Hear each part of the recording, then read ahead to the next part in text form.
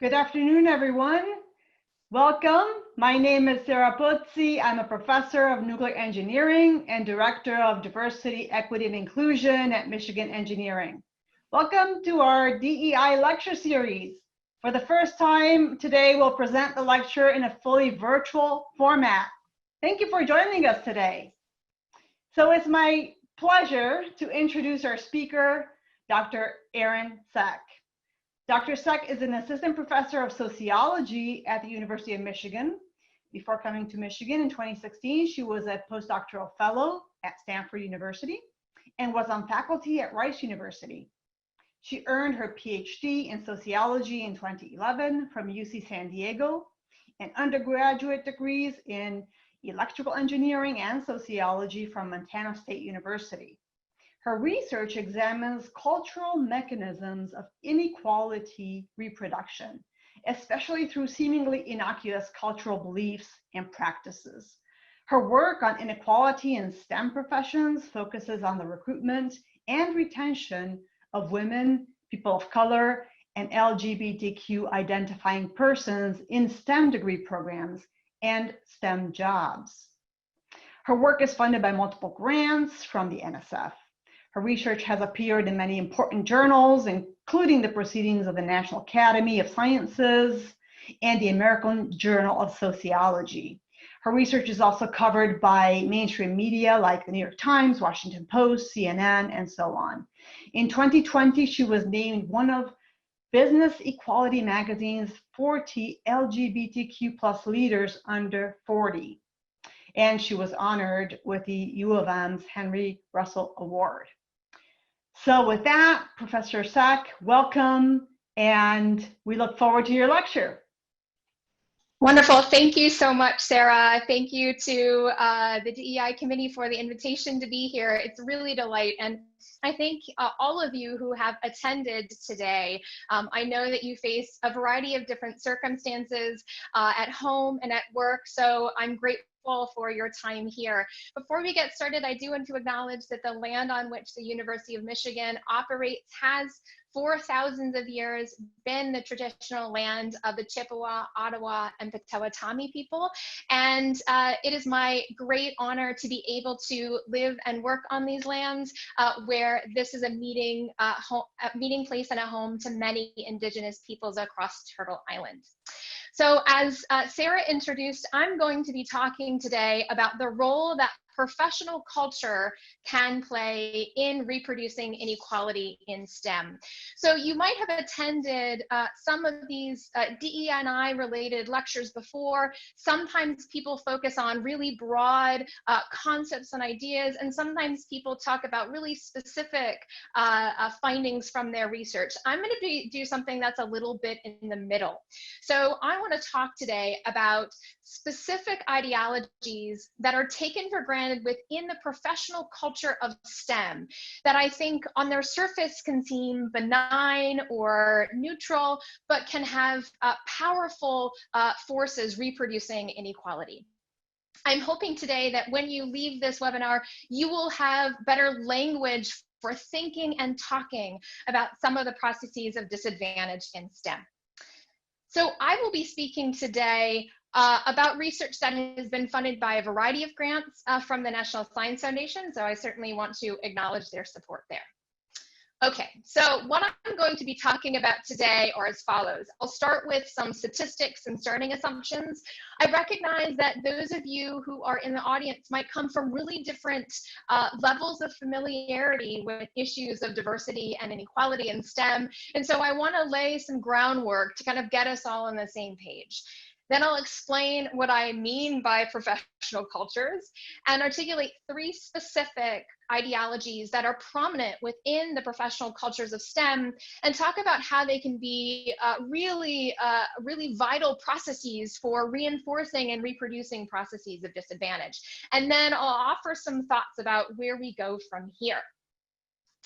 So if you have joined this webinar, it's probably not particularly surprising to you that women, people of color, and LGBTQ individuals are persistently underrepresented and systematically disadvantaged in science and engineering related fields. So for example, we see that women are underrepresented in most non-social science and engineering fields, and that the higher up in the career trajectory you go, the lower the representation of women. So for example, in physical science and mathematics, there's about 40% women among bachelor's degree earners, but that drops down to about 20% among those who earn their PhDs and postdocs.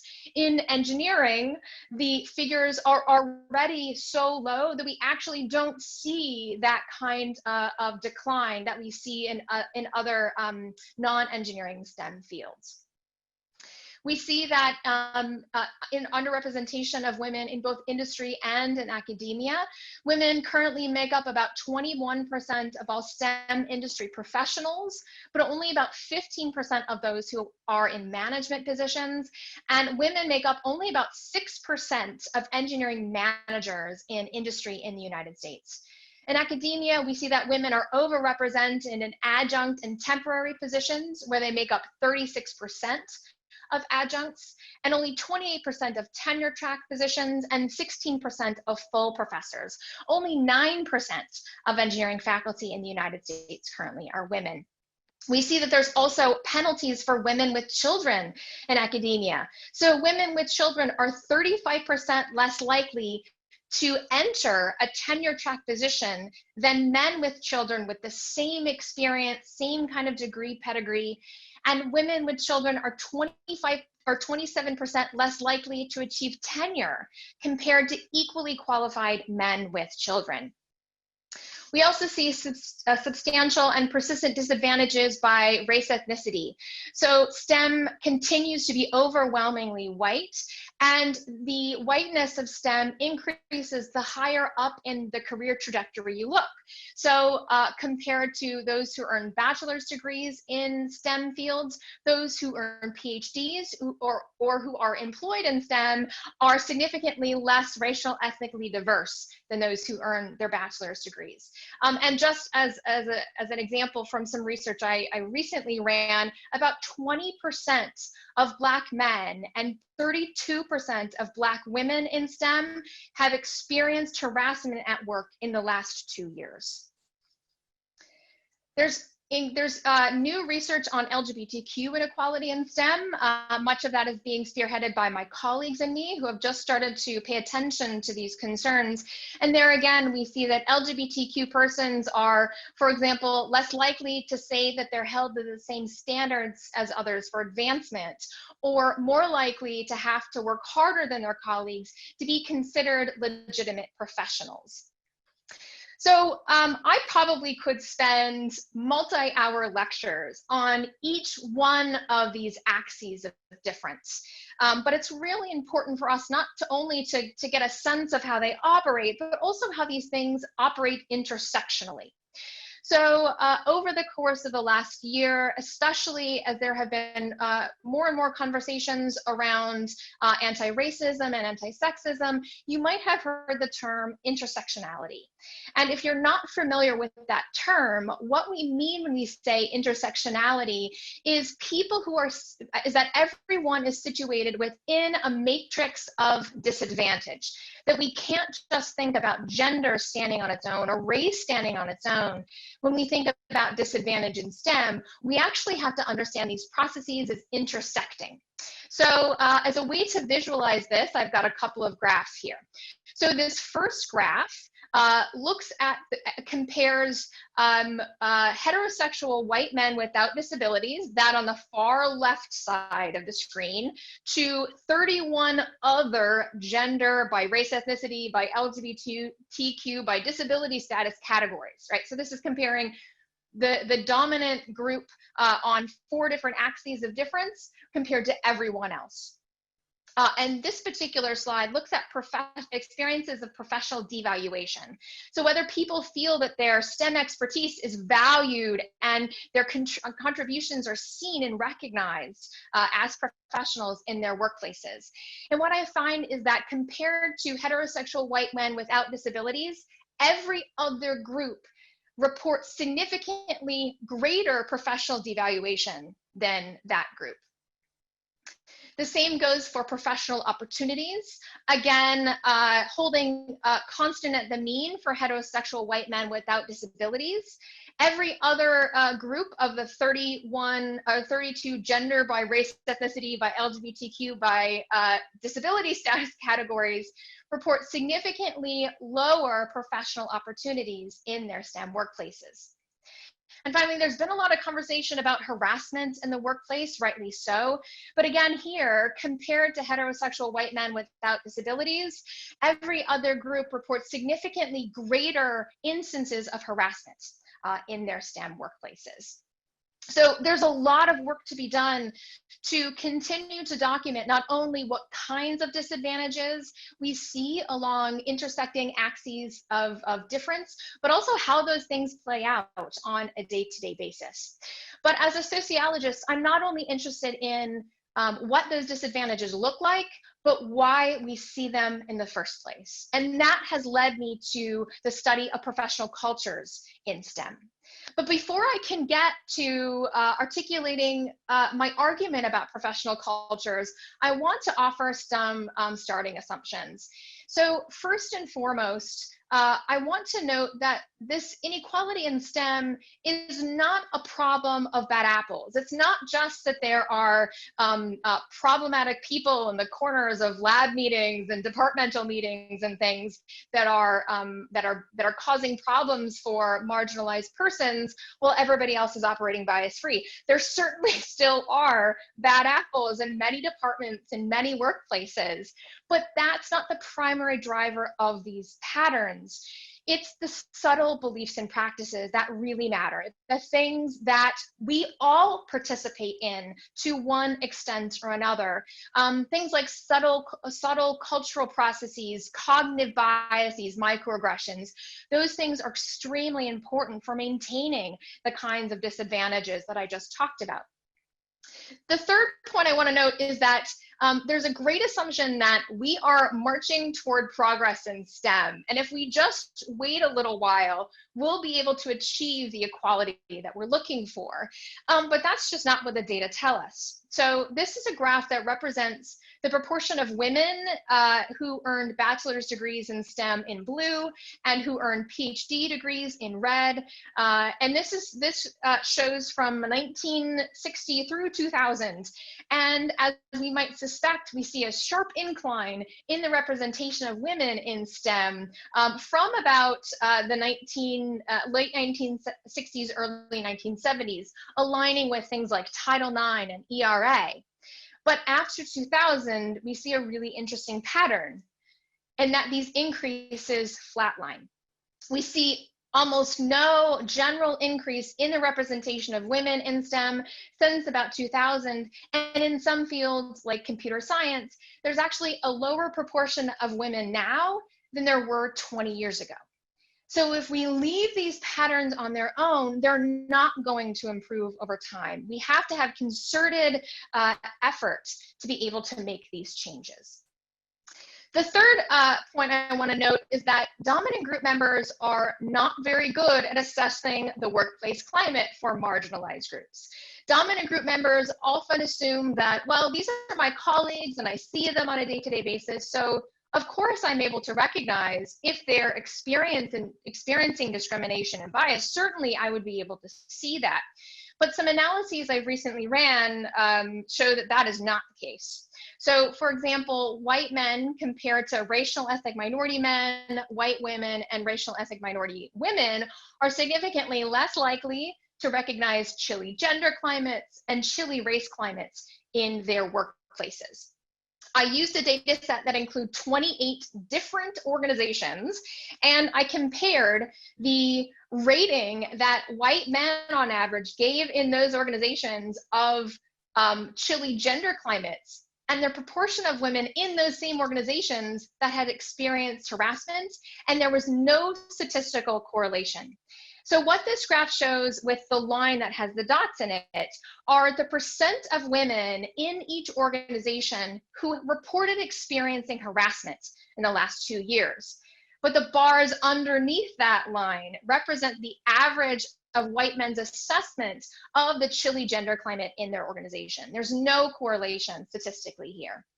Same goes for the recognition of chilly race climates. So the blue line here with the dots represents the proportion of people of color in an organization that have experienced harassment, and the bars represent the proportion of white men in those same organizations who say that there is a chilly race climate. And again, there's no correlation here. In other words, knowing the proportion of women or people of color in an organization that have experienced discrimination and harassment doesn't tell you whether white men in those same organizations say that there's chilly climates or not. Finally, relating to perceived smallness of these patterns, the things that I talk about today might seem, somewhat inconsequential or maybe benign, or they might seem like small issues or incidences.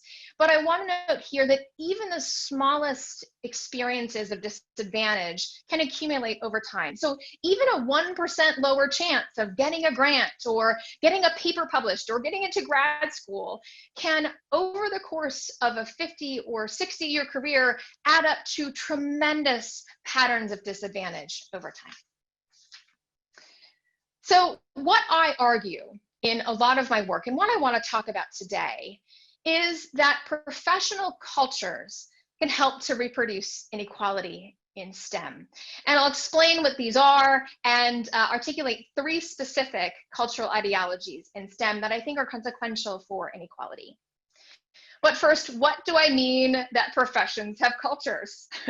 So professions are not this sort of collection of tasks and abstract knowledge, but rather they have rich and historically rooted meaning systems that are built into and around those tasks and knowledge and tools. These are the cultures that give profession work meaning and unite profession members together into this cultural group.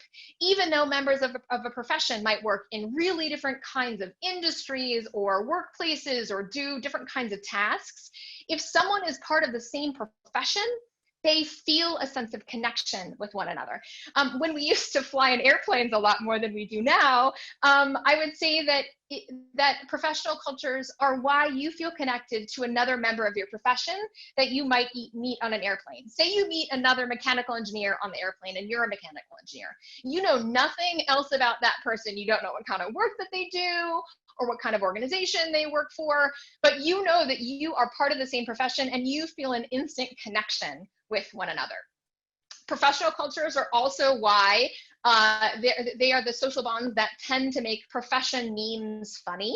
So I will show you quickly a meme from sociology, which if you're not trained in sociology, probably doesn't make any sense to you. But as a sociologist, I find this very funny, and a lot of my sociology friends find this very funny because we are socialized into the same professional cultures, and we have the same kind of taken for granted norms and beliefs that unite us together. So these cultures, these professional cultures get perpetuated to the next generation of members of the profession through things like journals and conferences and listservs, and are particularly passed down to the next generation through what sociologists call professional socialization. And in professional socialization, students not only learn the skills and equations of their profession, they learn to be a member of their profession. So by taking classes and working in labs and struggling through homework assignments together, students not only learn thermodynamics and circuits, they learn to be an engineer. They learn to be a member of that culture and to take on that culture as their own. I argue that professional cultures are an important site for investigating inequality because they have a certain amount of consistency across academic departments and institutions. So even if you have a phenomenally supportive departmental culture or workplace culture, if there are biases that are built into these professional cultures, every time these professional cultures are utilized or called forth in conversations or in decisions, it has the opportunity for biases to creep in. So as I noted, each profession has its own unique culture that's separate from larger societal cultures. But I'll be talking here about STEM professional culture with the acknowledgement that I fully recognize that the particular professional culture of electrical engineering is really different than the professional culture of physics or chemistry. But when we have professions that have similar intellectual content, come from similar historical backgrounds, we often see that there is substantial overlap in the meaning systems of those professions. So that's why I'm talking here about STEM professional cultures. And you might find that in your own STEM profession, these ideologies might be modulated up or down. So some might be extremely salient, while others might be a little less salient. And other STEM professions might have an inverse of that salience. So professional cultures, I argue, are often experienced by members of the profession as meaningful and collegial, or at least benign. But I argue that they're not benign, that these professional cultures can have hidden within them these really powerful, but often unnoticed and sometimes unnamed mechanisms of inequality. So for the rest of my talk today, I'm going to be speaking about three specific cultural ideologies: the schema of scientific excellence, depoliticization, and the meritocratic ideology. And after I introduce each one of these ideologies, I will offer to you a reflection question for you to think on your own about. And at the very end of my talk, I'll put up a slide that has all the reflection questions on it. So no need to scribble those down if you're interested in capturing them. So the first ideology I want to speak about is the schema of scientific excellence. This is a bit of a mouthful, but what I'm referring to here are the characteristics and skills that are assumed to be markers of professional competence and excellence in STEM. You can think about these as cultural yardsticks that are used for measuring up competence or excellence within a field. Every time we meet another colleague or we assess a job candidate or a potential graduate student, we take out our cultural yardstick and we measure that person up with this constellation of characteristics and skills that we think are markers of excellence in STEM. As you might imagine, these schemas of scientific excellence are extremely influential in things like hiring, promotion, funding decisions, and the like. Anytime decisions are made about who is excellent and who is not in your profession, it's almost guaranteed that these schemas of scientific excellence come into play. So if I was in front of you all in some kind of room or auditorium, I would typically ask for audience participation at this stage and ask for characteristics that are markers of excellence of people in your profession. But since we can't have that kind of interaction, I'll give you my punchline. And that is, when I talk to audiences in STEM and ask them what are hallmarks of competence and excellence in your profession, I hear things like logistical prowess, mathematical ability, abstract thinking ability. Very rarely do I hear things like grant writing or lab management or communication abilities or empathy. But if we look around at what it takes to get tenure in a STEM department, just at the University of Michigan, if you don't have grant writing ability, if you can't manage your lab, it's much less likely that you'll be able to succeed to get tenure in STEM. And so what we have is a slippage between the actual skills that are required of success in STEM and the things that are seen as markers of competence and excellence in STEM. And it's a slippage that allows for biases to creep in. So schemas of scientific excellence can reproduce inequality in STEM, when the particular constellation of characteristics that define competence are more often associated with one demographic category than others. So mathematical prowess, for example, is a marker of competence par excellence in STEM, but it's more often attributed to white men than to, for example, Hispanic women. And so although this yardstick is often largely assumed to be neutral and bias-free as judgments of professional excellence, it can be highly gendered and racialized and heteronormative. And so I want to talk about a couple of examples of how this operates. So my colleague, Mary Blair Loy, and I conducted a survey of STEM faculty at a large research university that was not the University of Michigan, it was something else. And we asked them a variety of questions. We asked them, first of all, what are characteristics of excellence in your profession? And we got things like creativity and brilliance, but we also had people say things that related to what we called assertive leadership. So successful members of STEM are competitive and self-promoting and risk-taking. So we thought, okay, well, if those things are valued culturally in STEM, is there monetary rewards associated with that, with those markers of excellence?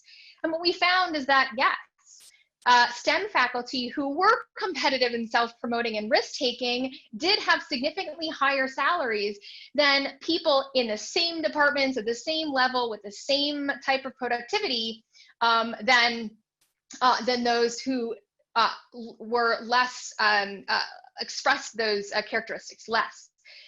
But then we asked, well, are people who have those characteristics actually more productive? Do they have greater research visibility? Are they, do they publish more? Do they get greater grants? Right? If these are markers of excellence, they should be tied to the things that we sort of bottom line care about in terms of STEM excellence and productivity, i.e. publications and grants and the like. But we found that there was no differences by publication rate, publication visibility, or grant success between people who were competitive and self-promoting and risk-taking and people who were not. In other words, there was part of the schema of scientific excellence that was culturally valued, but it wasn't actually tied to productivity and grant getting in STEM. Another dimension of this is the extent to which the idea of promoting diversity is seen as part of the schema of scientific excellence. So among those same STEM faculty, we asked them, how important is it to you personally to promote diversity? And we were really delighted to find that 75% of STEM faculty said, yeah, promoting diversity is personally important to me. But then we asked them, how important is promoting diversity to a successful member of your discipline, i.e. as a marker of excellence within your field?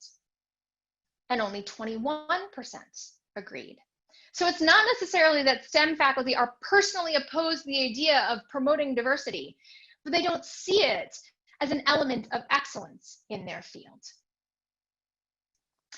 Schemas of scientific excellence can also influence what research foci are considered the most relevant or prestigious within a particular STEM field. So for example, I interviewed a gay biology graduate student, and he explained the inherent bias he saw in biology's primary focus on heterosexual reproduction compared to all the other ways of sexual interaction in nature. He said, I had a course that I hated because it was just so binary. It was all male, female, not about all the other genders, all the fish that have 3 or 4 gender mating systems. We're so invisible that it hurts. Bias is not just about people making homophobic jokes in the classroom, but how badly biased our choices of teaching and research focus. So it's important to reflect on the ways that what might be considered the most cutting edge research in a particular field might be predominantly the research that is most often dominated by heterosexual white men. So the reflection question for this schema is, how is excellence judged in your department? How might social stereotypes get folded into these definitions of excellence?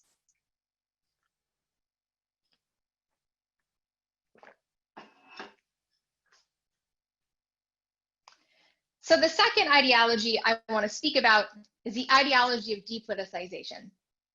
And by way of introduction, I would like to present to you what I think is probably a now classic XKCD cartoon. And so here we have a cartoon that is fields arranged by purity. So on the far left, we have sociologists, because we are in the messiness of human politics and culture and social issues. And so we are considered the least pure. And then we have psychologists who look at us sociologists and say, oh, sociology is just applied psychology. And we have marching down the line biologists and chemists and physicists. Physicists look at chemists and say that chemistry is just applied physics. And then mathematicians on all the way down at the far right say, oh, hey, I didn't see you guys way over there. Right? The punchline of this cartoon is that there is a way to array fields in STEM from most and least pure by the extent to which they are able to exclude the messiness of human politics and culture from them. But I would argue that the very idea that we can separate out social and cultural factors from STEM is itself a cultural ideology. And I call this the ideology of depoliticization. This is the belief that STEM is a pure space that not only can be stripped of these social and cultural concerns, but should be. That the only way to do purely STEM work, purely objective and neutral work, is to push those issues to the side as much as we possibly can. But of course, this ideology doesn't really map onto reality. Decisions about what to study, how to define problems, what to fund are inherently cultural and social decisions because they are made by cultural and social humans, right? The electrons are not whispering to us what about them we should study. These are decisions that are made in human societies and are sensitive to cultural and social decisions all the way through them.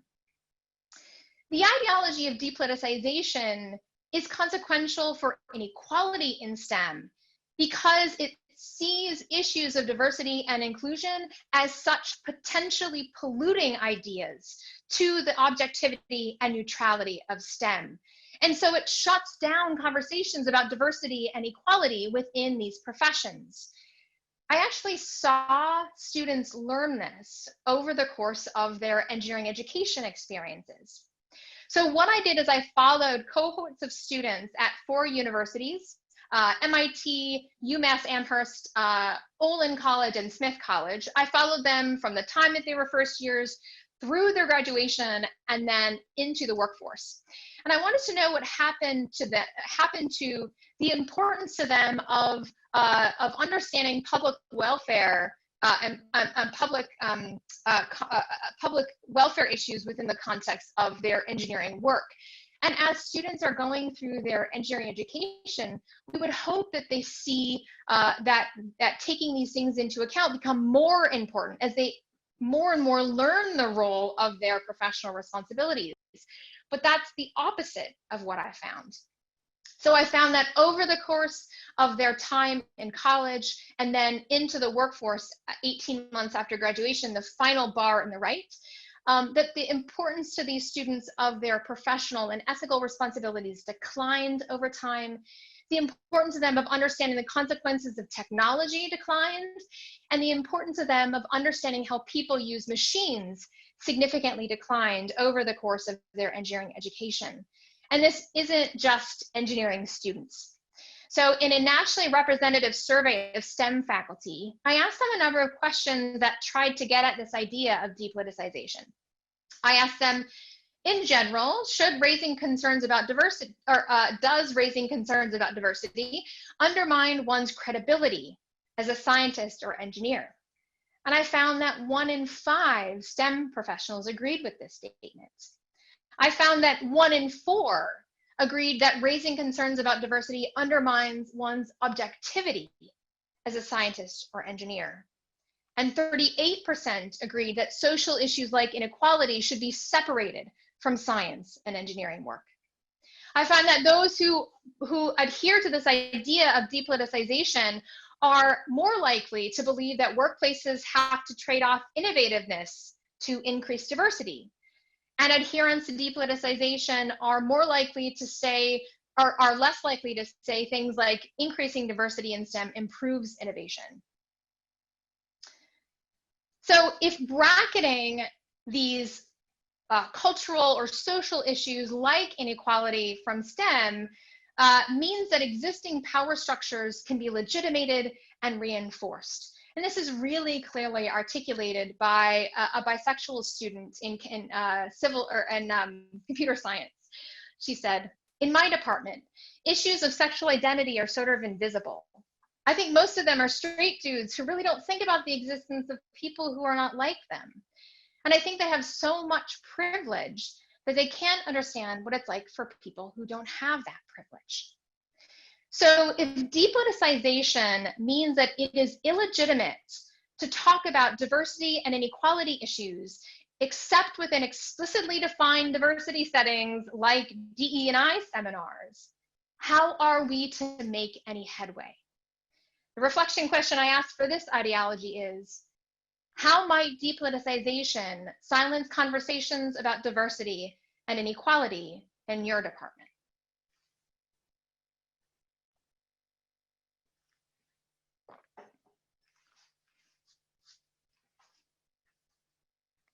So the third ideology I want to speak about is the meritocratic ideology. And this is probably the one that is most familiar to you. So the meritocratic ideology is the belief that success in life is the result of individual talent and training and motivation, and that those who have those traits deserve their lot and will succeed in their given profession. This is an extremely common belief in the United States. Generally, it's the basis of the idea of the American dream. And from this ideology, it follows that inequalities, like those in STEM, are the result of properly functioning social systems, systems that reward the most talented and hardworking individuals, and that those who don't achieve success, who don't proceed through STEM education and into the STEM workforce, are themselves at fault. But of course, there's a century of social science research that tells us that society generally is not fair and that STEM in general is not fair. But this ideology is extremely potent and is actually especially prominent in STEM compared to other professional disciplines. The meritocratic ideology can reinforce inequality in STEM because it puts the blame for the unequal success and underrepresentation of women and people of color and LGBTQ individuals on their shoulders. They aren't working hard enough. They aren't dedicated enough, and pulls attention away from the possible contributions of the profession to this kind of discrimination and exclusion. I saw this happening among that sample of STEM faculty. So in the survey, I asked them, why do you think that women and people of color are underrepresented in STEM? And some people gave explanations that sociologists might give, that there's structural disadvantages for women and people of color. There are issues of mentoring, there's issues of access, there's all kinds of biases, things like that. But other respondents gave meritocratic explanations. They said things like, well, women and people of color just don't want to get degrees, and so that's why they're not going into STEM. Or they're just not motivated enough to put in the work that it takes to be successful in STEM. And then we asked them, what's going on in your department? Have you observed any instances of discrimination in your department in the last 3 years? And those who gave meritocratic explanations of the underrepresentation of women and people of color in STEM were significantly more likely to say, no, there's been no instances of discrimination in my department in the last 3 years. These are people in the same STEM departments in the same institutions. Similarly, we asked them, is there chilly climates in your department for women and people of color? And those who explained the underrepresentation of women and people of color through meritocratic means were significantly less likely to see chilly climates in their departments. In other words, the meritocratic ideology can render invisible discrimination and bias happening in one's own workplace. So the reflection question for this ideology is, who in your department still needs to be convinced that there are unequal processes that actually exist in STEM?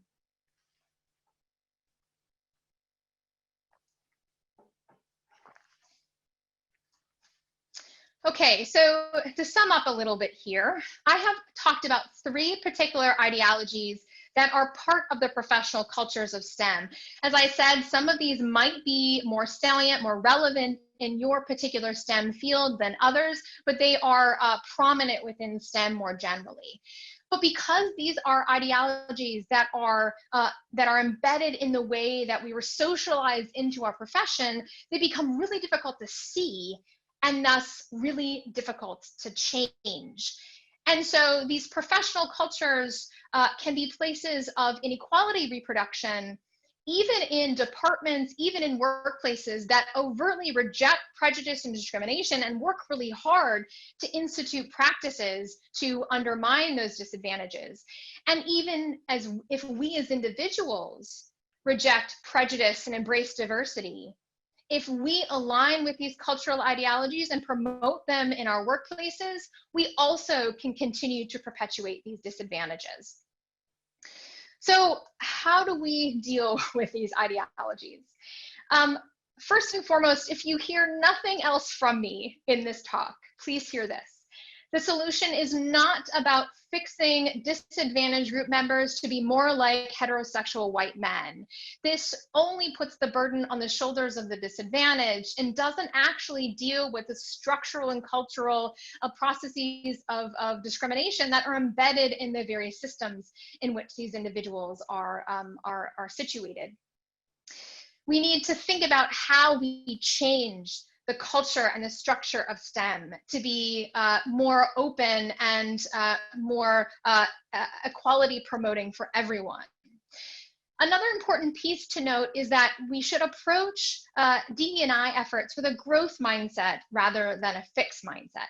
So there's been a lot of discussion recently about the distinction between a growth and fixed mindset. And very briefly, to have a fixed mindset is to believe that someone's perspective on something is stabilized, that you can't get somebody to move and to change. And so you're either a good apple or you're a bad apple, and you can't move either way. But we want to understand DE&I efforts through a growth mindset, that we all have the opportunity to learn more and get better at understanding and promoting diversity and inclusion. And from that, we can do better. So learn more, do better, learn more, do better. With regard to the schema of scientific excellence, we need to be wary of discussions about fit. Anytime reference is made to whether an individual fits within a professional culture or within a culture of a department, there is the possibility for bias to creep in. We need to be very conscientious about how competence and excellence are defined when we're making decisions about hiring or grad admissions and the like. Second, regarding depoliticization, quite simply, if we don't talk about diversity and inclusion, the silence itself reproduces the unequal status quo. We need to legitimize topics of diversity and inequality in places that were otherwise seen as reserved for real science or pure science. Finally, regarding the meritocratic ideology, we can't assume that everyone in our department or in our workplace believes that there's a diversity and inclusion problem to be addressed in the first place. If your colleagues believe that patterns of difference are reproduced by fair and meritocratic processes, they're not going to be particularly supportive of changes to address those systemic patterns. The first step is to explain that there is a problem that needs to be addressed in the first place. So broadly, because these cultural ideologies are taken for granted and may seem harmless on their surface, they can be powerful forces reproducing inequality within these fields. And it's only by thinking about and challenging these cultures up front can we hope to undermine their effects. And with that, I will turn to my final slide and hand over to Sara Pozzi to lead off our Q&A. Hey, Erin, thank you so much. That was a fantastic talk. Really enjoyed it. So please enter your questions in the chat. And in the meantime, we will address some of the questions that we had received in advance. So the first one has to do with professional cultures, which can take years to understand and even more years to learn how to navigate. What are some of the ways to impact or work within professional cultures on a daily basis? That is a great question and a hard one. The reason that they're so difficult to manage is because we are socialized into them. And so we, in many ways, don't know how to think about a profession other than through the cultural ideologies in which we were socialized. And so I think first and foremost, it's naming and recognizing the particular ideologies within our professional cultures that are problematic. So that's why I talked about 3 here. There's a number of other potential ideologies that might be included here. And so by naming them, that allows us to have dialogue about them and to hold ourselves and others accountable when those kinds of ideologies come up within our day-to-day practice. I think it's especially important to step back and ask explicitly how our professional cultures are coming into play when we're making major hiring, promotion, grad admissions decisions, right? We need to make sure that we are naming very explicitly what the characteristics are that we are defining as excellence, and whether we're actually having a full enough definition of excellence that encompasses what it takes to be successful in our disciplines. And I would say when there are arguments or debates that come up in faculty meetings or come up in hallway conversations or emails, that is a place to start to investigate whether professional cultural ideologies are coming into play. So in my profession, often when we have those kinds of debates, there's assumptions that are underlying those kinds of arguments about what it means to be excellent and what it means to be competent. And so taking a moment when we see those arguments to step back and say, what are our assumptions and should those be our assumptions, I think are a powerful way to start to reflect and push back on these cultures on a day-to-day basis. Yeah, that makes a lot of sense. Thank you, Erin. Another question that we got in advance has to do with undergraduate students, and in particular, how can we help them to address the question, the concept of meritocracy, where their admission to a highly selective university like Michigan effectively reinforces their previous experiences with meritocracy, leading to positive outcomes for them personally. Do you have any thoughts on that? Yeah, that's a great question as well. So I actually think that students are more equipped to think critically about the meritocratic ideology in STEM than faculty might be. So they have less socialization under their belt to think about STEM in a particular way, and so I think can begin to think systematically and critically about the structures of STEM. I think there's a couple of ways to do that. One is to openly talk about dynamics of power within STEM. And that can include even in classes where somebody is walking through the major discoveries of a particular scientific or engineering subfield, talking about who got to make those, who might have been excluded, and what the actual sort of social and cultural processes of the discovery were, because there's all kinds of social and cultural things hidden in that.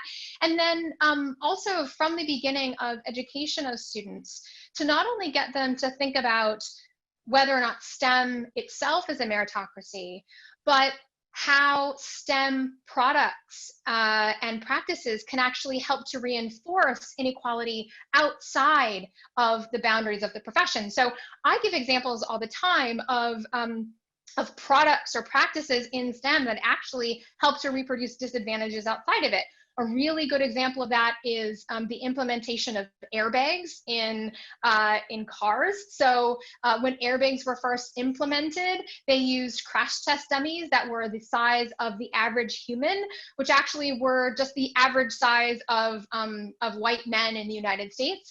And there were deaths of women and children because the assumptions that these engineers had about humans actually had biases built into them. And there's a lot of dialogue right now about algorithmic injustice, and there's really great examples out there to say, not only do we have to think about inequality in our own backyard in STEM, but the way that not thinking about those things can perpetuate inequality more broadly.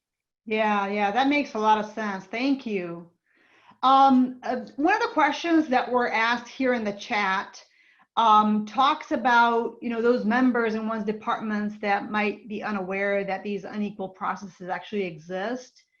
Yeah, so do you have any particularly compelling bits of data that you can share that are helpful in convincing these folks that that these processes actually exist and that they're a part of our culture, and it's ingrained in us as we are socialized?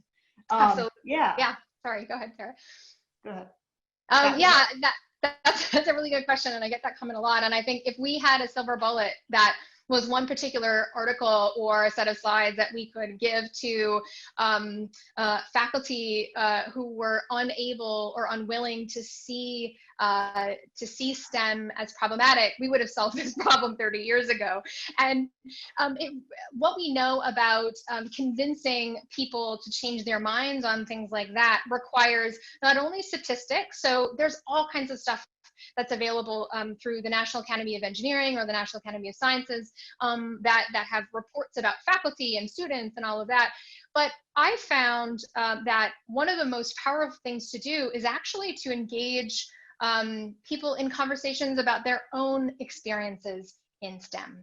Everybody has a story about when they submitted a paper to a journal and there was some bias that the editor had or the reviewers had that didn't let it go past. And it might not be social demographic biases, but those sort of small steps of allowing people to recognize that actually, in my own experience, STEM is not this meritocracy, that there are these kinds of power dynamics, opens a door for them to be able to think more critically about what would it mean if not only is this just a matter of subdiscipline, but a matter of individuals' social background or gender or race or class, and how might that reproduce inequality?